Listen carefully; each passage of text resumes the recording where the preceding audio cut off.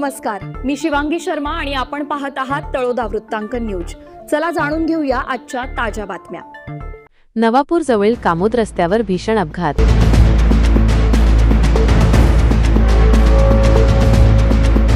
KTM दुचाकी झाडावर आदळल्याने गुजरातमधील तरुणाचा जागीच मृत्यू, मित्र गंभीर जखमी।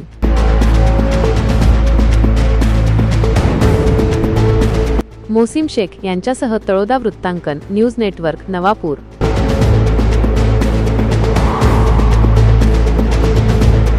नमस्कार प्रेक्षक हो, नवापूर तालुक्यातील कामोद रस्त्यावर रात्रीच्या सुमारास एक अत्यंत भीषण अपघात घडल्याची धक्कादायक माहिती समोर आली आहे।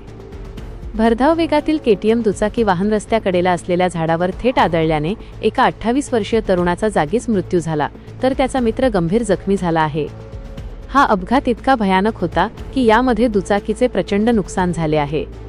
मिळालेल्या माहितीनुसार गुजरात राज्यातील सागबारा तालुक्यातील रहिवासी असलेला विपुल रणजित वसावा वय 28 आणि त्याचा मित्र निखिल सुभाष नाईक वय 24 हे दोघे कामोद रस्त्यावरून दुचाकीने प्रवास करत होते।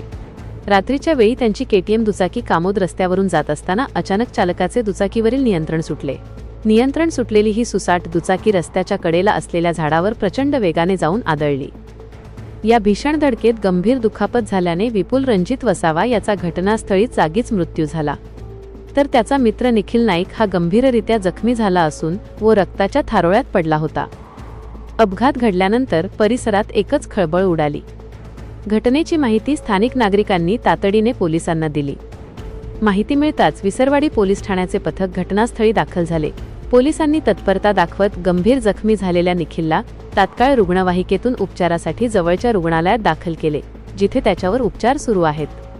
पोलिसांनी मृतदेह ताब्यात घेऊन उत्तरीय तपासणीसाठी पाठवला आहे। या अपघातात केटीएम दुचाकीचा पार चक्काचूर झाला आहे। या प्रकरणी विसरवाडी पोलीस ठाण्यात अपघाताची नोंद करण्यात आली असून पुढील तपास पोलीस करत आहेत।